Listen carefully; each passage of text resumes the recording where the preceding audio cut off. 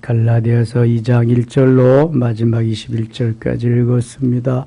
오늘도 새벽을 깨우신 여러분들에게 하나님이 크신 은혜로 채워주시기를 원합니다. 하나님이 우리 인생을 하나님의 형상을 닮도록 만들어 주셨습니다. 조류는 조류답게 만드시고 어류는 어류답게 만드시고 짐승은 짐승답게 만드셨는데 우리 사람은 하나님의 형상을 닮은 하나님을 닮도록 만드셨습니다.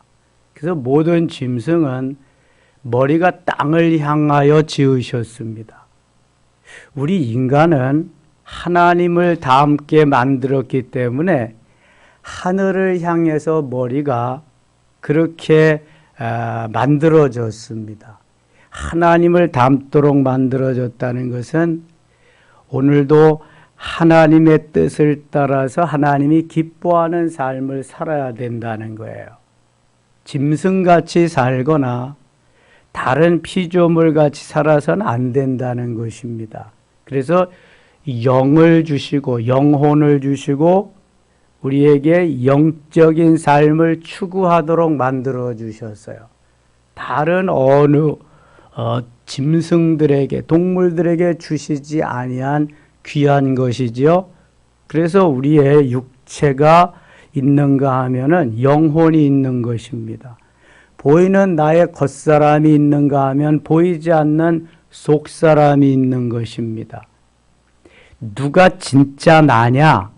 보이지 않는 속사람, 영혼이 진짜 납니다.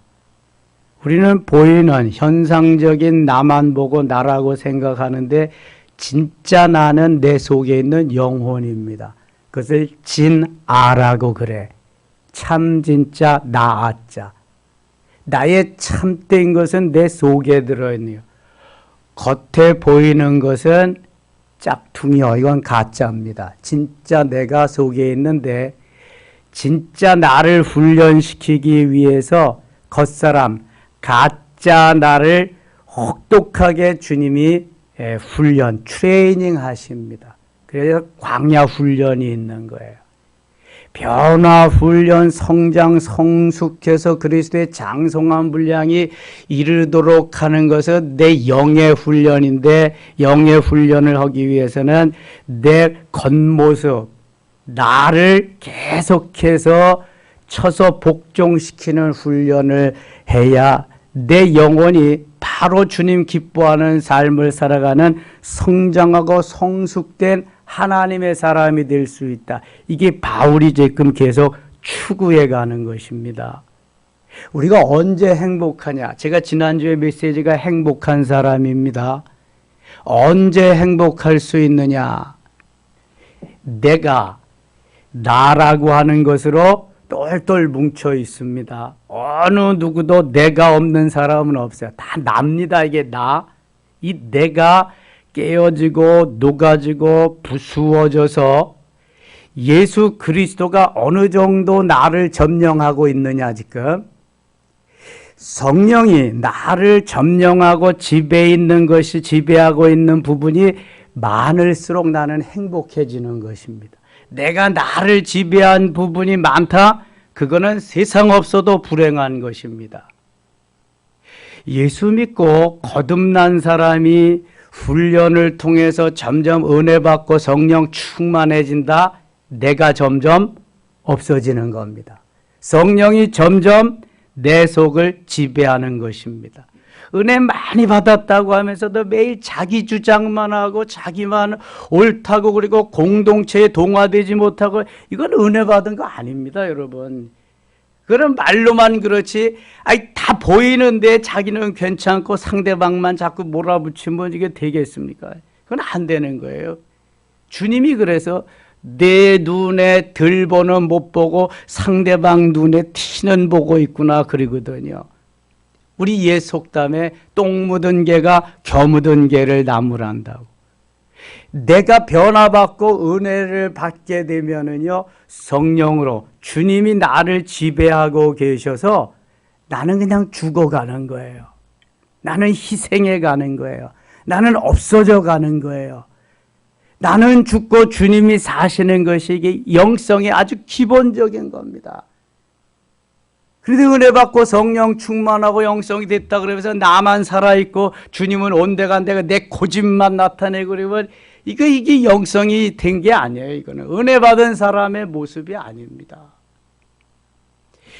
나를 주님이 얼마만큼 지배하시냐, 성령으로 얼마만큼 충만하냐에 따라서 나를 성령께서 지배하고 이끌고 가시는 거예요. 이게 내 힘이 아니라 성령의 힘으로 이게 오순절 사건이고 120명이 은혜 받고 새 예루살렘, 그다음 예루살렘 교회, 초대교회를 이루어가는 것입니다.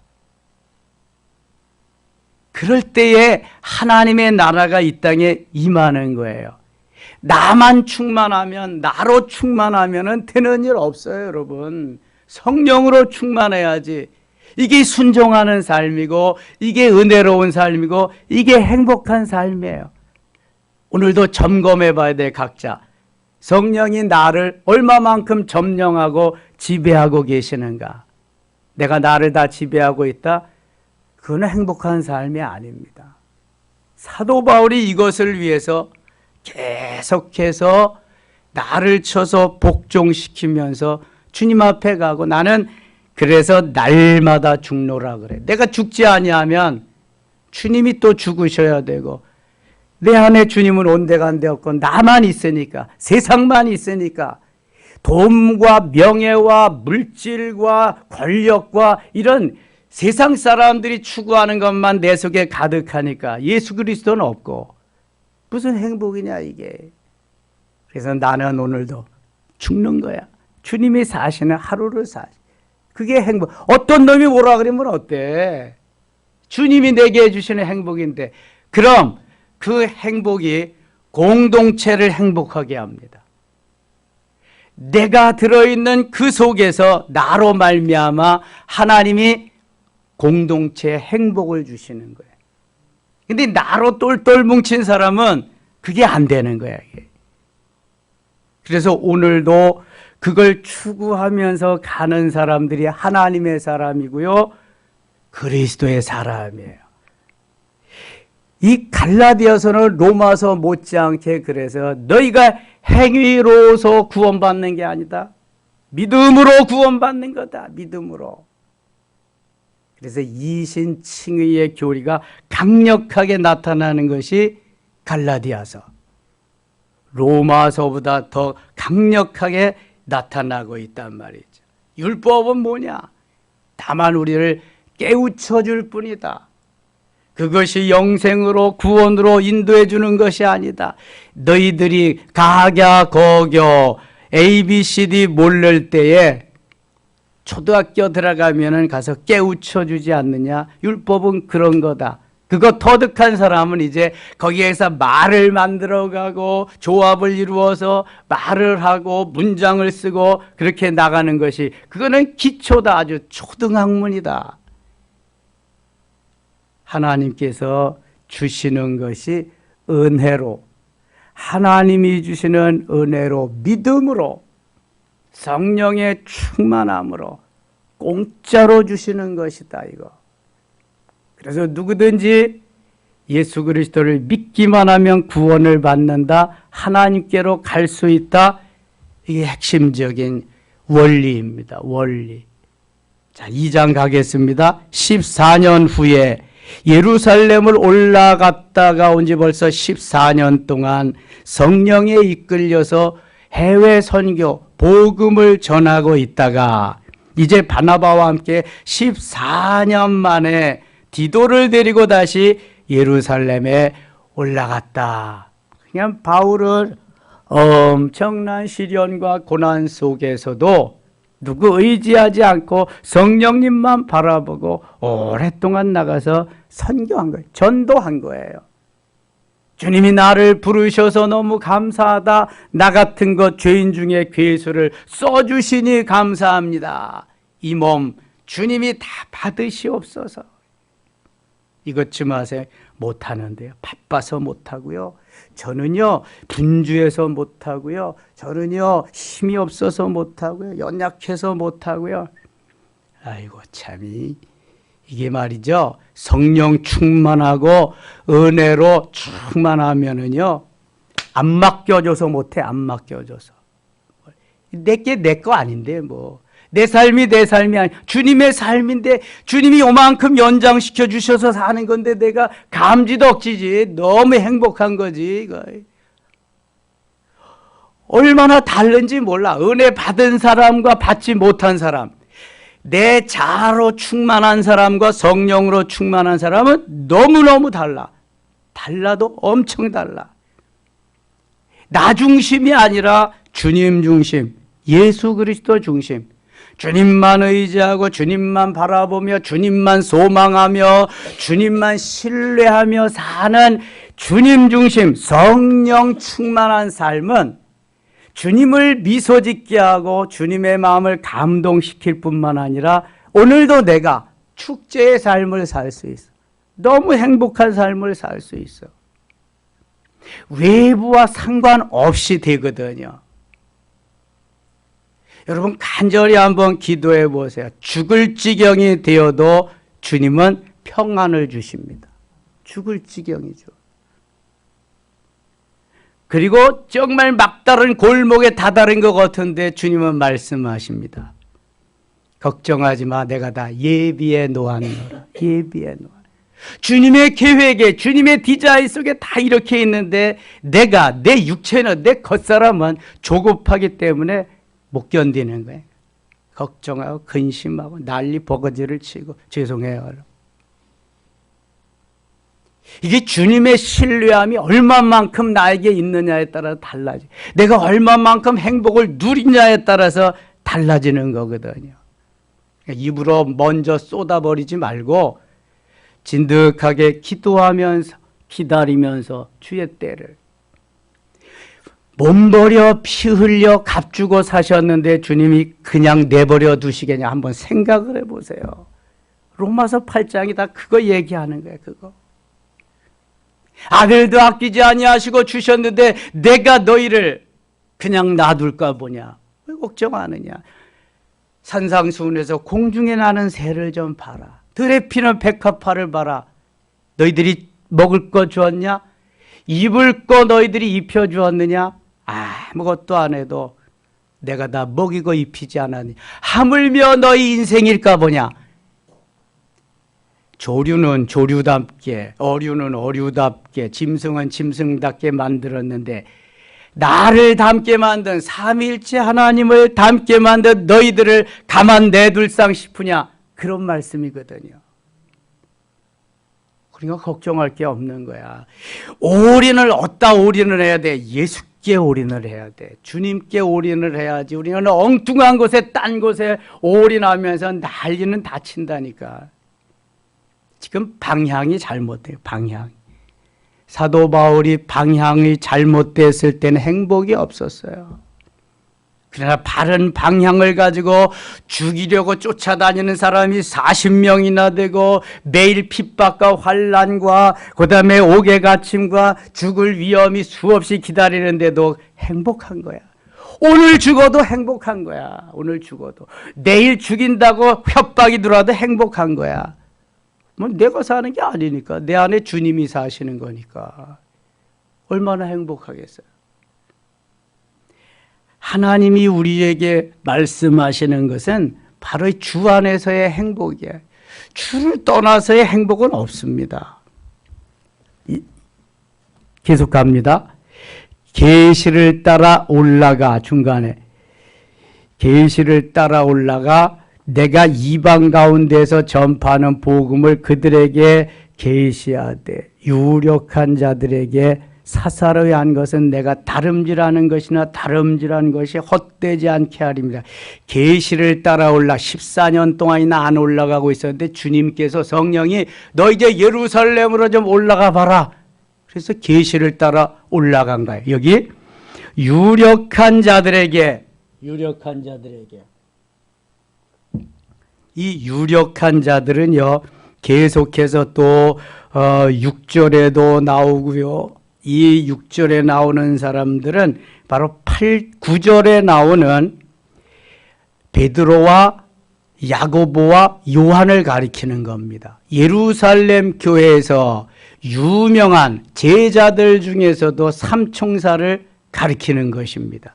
그래서 그 유력한 자들에게 사사로이 한 것은 대수롭지 않게 했다는 게, 내가 다름질하는 것이나 다름질하는 것이 헛되지 않게 하려 함이라. 그들은 겨우 유대권에서, 예루살렘과 유대에서 복음을 전하는 데 그쳤지만, 나는 생명을 걸고 저 해외에서 14년 동안이나 엄청난 주의 역사를 이루면서 그렇게 했다. 그래서 내가 다름질해 온 것, 지금까지 사역한 것이 헛되지 않게 하려 함이라.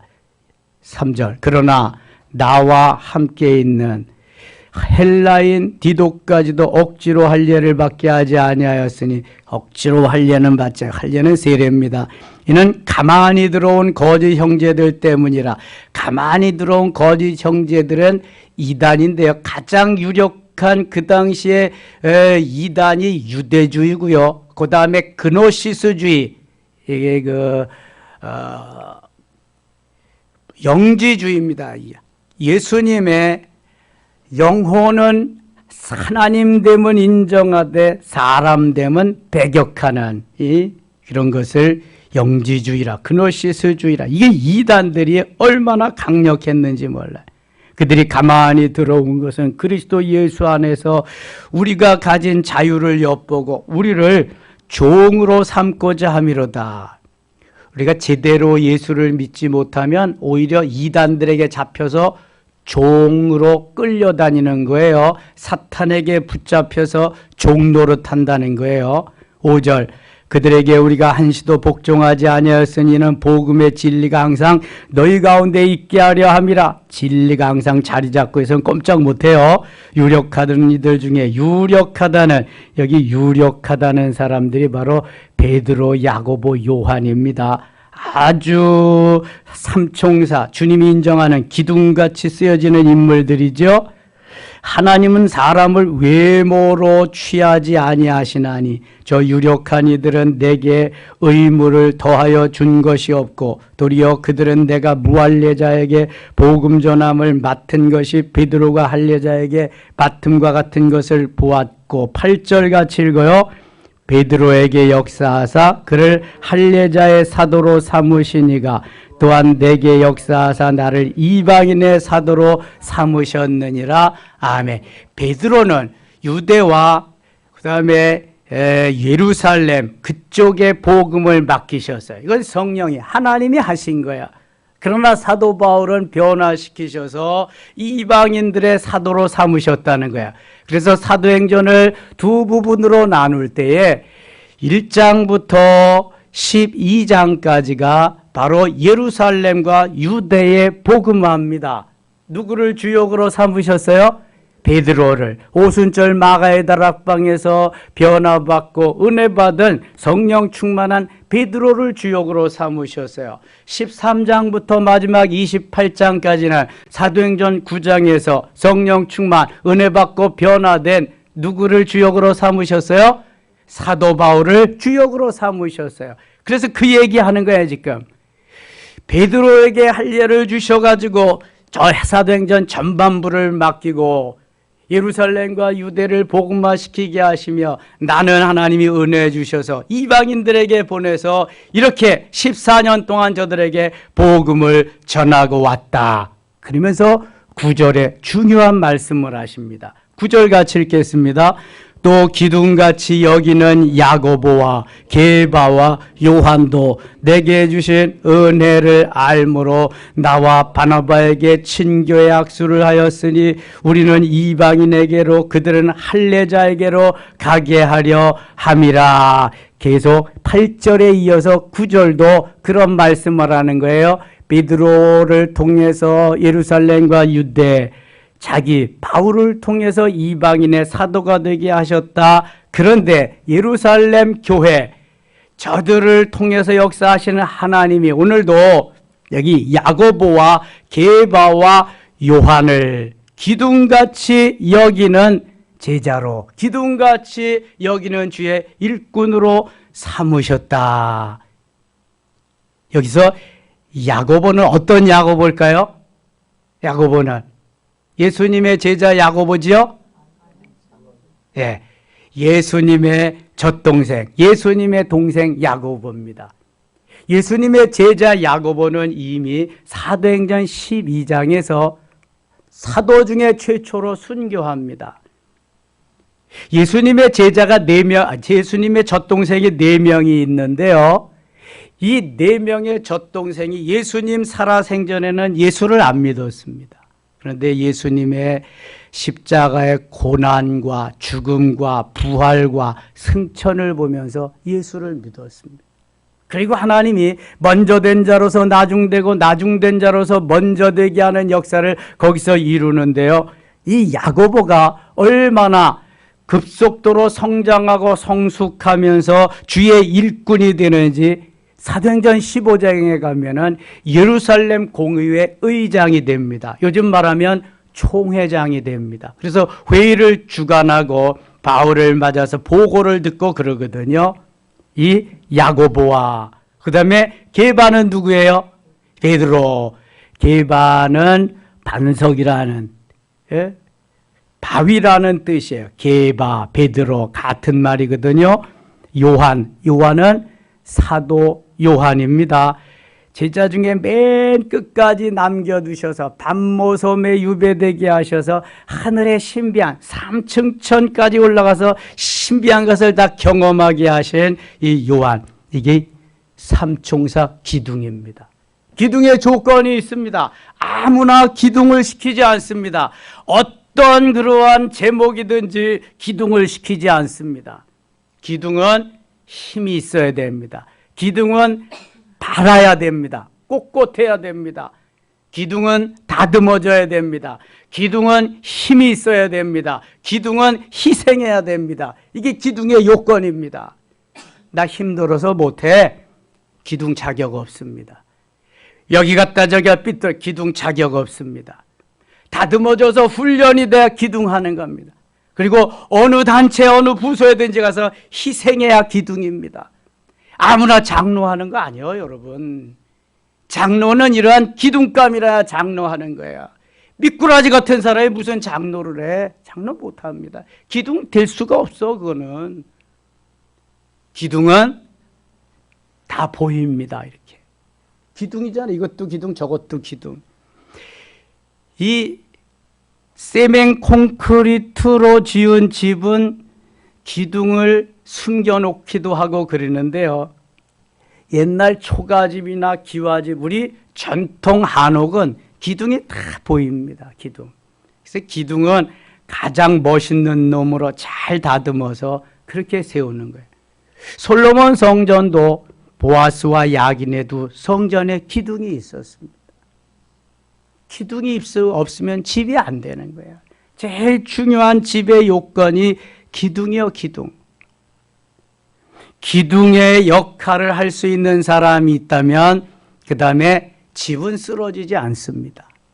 거기에다가 중방을 받고 또 거기에다가 대들보를 얹어서 석가래를 얹어서 집을 만드는 거예요. 기둥이 없으면 못하는 거예요. 아무것도 안 되는 거예요. 기둥 같은 사람이 필요하다.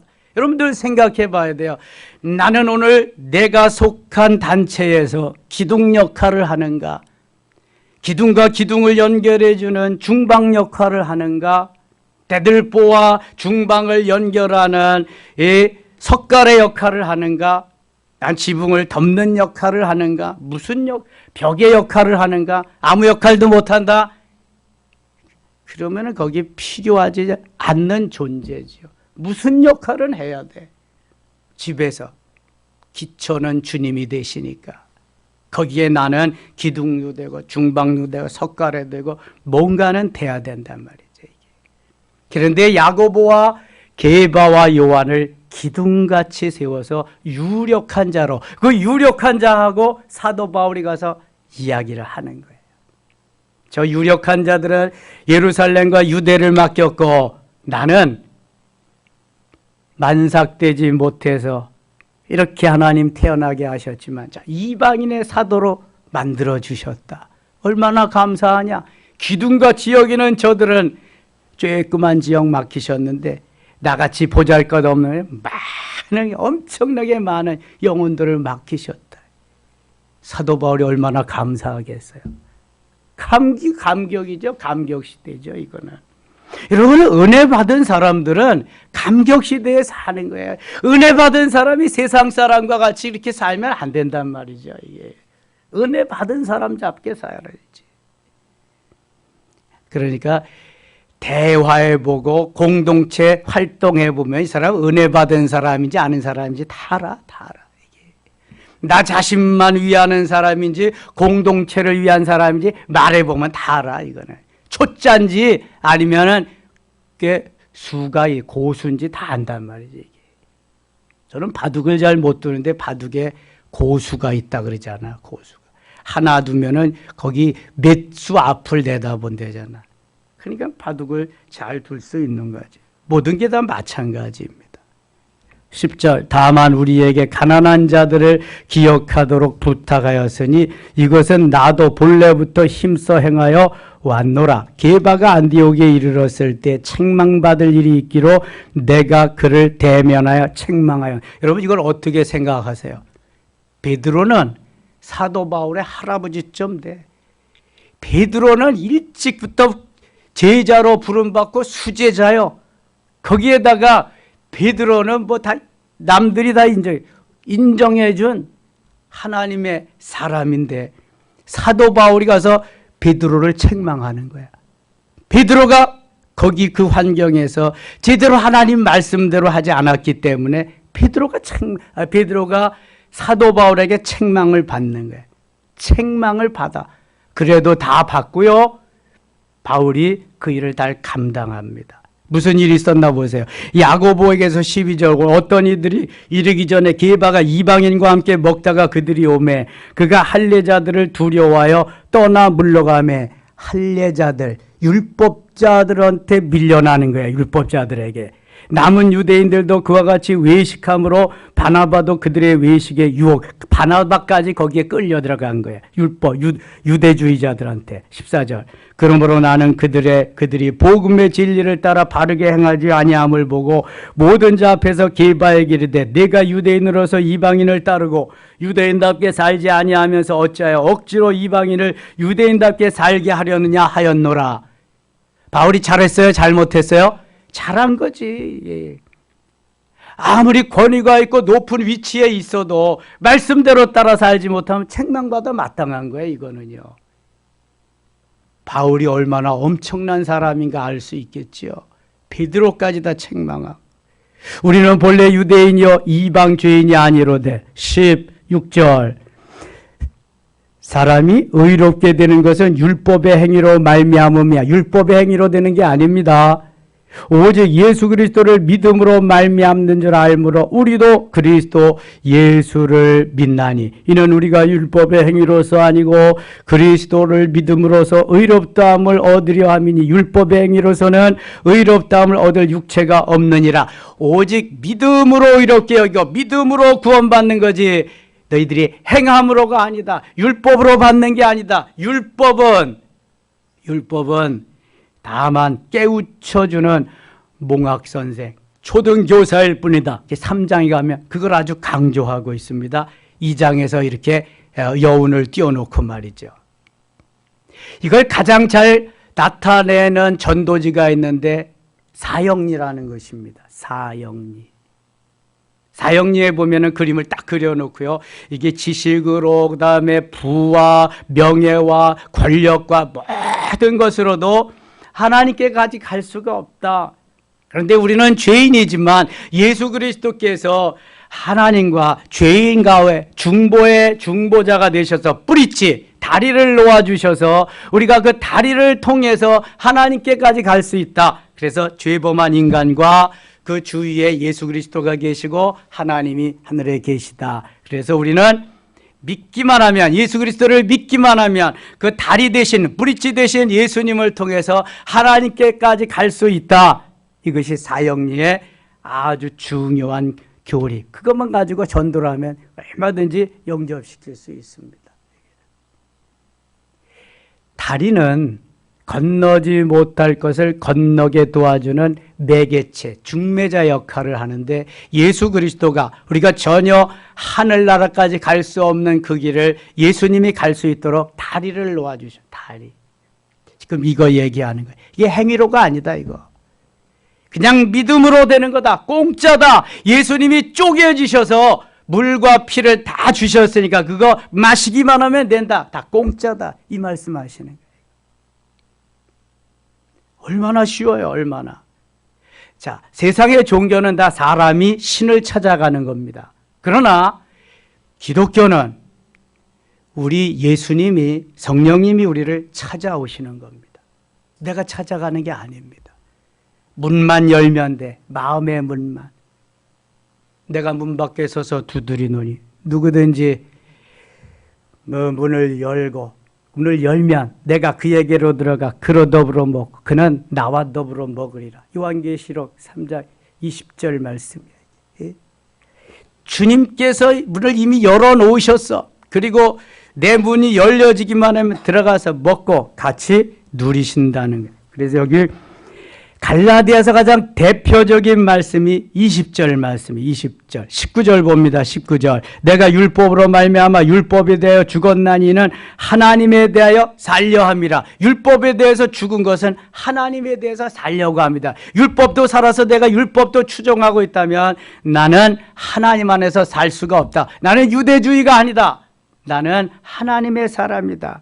그러면서 고백, 사도 바울의 최고의 고백이 갈라디아서 2장 20절이고요. 우리 그리스도인의 최고의 고백이 갈라디아서 2장 20절입니다. 영성인의 기본이 갈라디아서 2장 20절입니다. 로마서는 로마서 1장 17절이 주 요절이고요. 갈라디아서는 갈라디아서 2장 20절이 주 요절입니다. 같이 읽어요. 20절 내가 그리스도와 함께 십자가에 못 박혔나니 그런즉 이제는 내가 사는 것이 아니 오직 내 안에 그리스도께서 사는 것이라. 이제 내가 육체 가운데 사는 것은 나를 사랑하사 나를 위하여 자기 자신을 버리신 하나님의 아들을 믿는 믿음 안에서 사는 것이라. 아멘. 좀 길지만 이건 따로 외워야 됩니다. 계속해서 100번만 읽으면 그냥 암송되는 겁니다. 자, 보지 않고 할 수 있는 사람은 보지 않고 보고 와야 되는 사람은 보고. 다시 한번 시작. 내가 그리스도와 함께 십자가에 못 박혔나니 그런즉 이제는 내가 사는 것이 아니요 오직 내 안에 계시는 그리스도께서 사시는 것이라. 이제 내가 육체 가운데 사는 것은 나를 사랑하사 나를 위하여 자기 자신을 버리신 하나님의 아들을 믿는 믿음 안에서 사는 것이라. 아멘. 따로 외우세요. 모르는 사람은 노래라도 하세요. 내가 그리스도와 함께 이렇게 노래라도 하면 입력이 되죠. 자, 21절. 20절에 이거 한마디로 나는 죽고 누가 사시는 거예요? 주님이 나는 죽고 주님이 사시는 게 바로 갈라디아서의 요절입니다. 21절 읽고 마치겠습니다. 21절 내가 하나님의 은혜를 패하지 아니하노니 만이 의롭게 되는 것이 율법으로 말미암으면 그리스도께서 헛되이 죽으셨느니라. 율법으로 말미암아 구원을 받으면 예수님은 헛되이 죽은 거야. 죽음이 헛된 거야. 그러니까 쓸데없는 소리 하지 말고 오직 의인은 믿음으로 사는 거야. 믿음으로 구원받는 거야. 믿음으로 공짜야. 다 오기만 하면 돼. 수고하고 무거운 자 다 와라. 누구든지 와라. 그래서 마태복음 1장에 그 이상한 여인들 4명이 등장하는 거야. 이상하다니까 예수님의 조상 메시아가 어느 누구도 오면 된다. 와서 구원의 우물에서 물을 마셔라. 그러면은 산다. 오늘도 축제의 한 날 주님이 나를 주장하시고 행복한 귀한 한 날 되시기를 축원합니다. 기도합니다. 아버지 하나님 은혜를 감사합니다. 주 안에서 오늘도 행복을 누리게 하시며 나는 죽고 주님이 사시며 나는 없고 주님이 계시는 주님 주도적으로 역사하는 귀한 하루 되게 하여 주옵소서. 가는 곳마다 하는 일마다 하나님 함께 하시고요. 하나님 역사하셔서 예비된 하나님의 은혜를 경험하게 하시고 사도 바울과 같이 행복하게 하여 주시옵소서. 예수님의 이름으로 기도드리옵나이다. 아멘.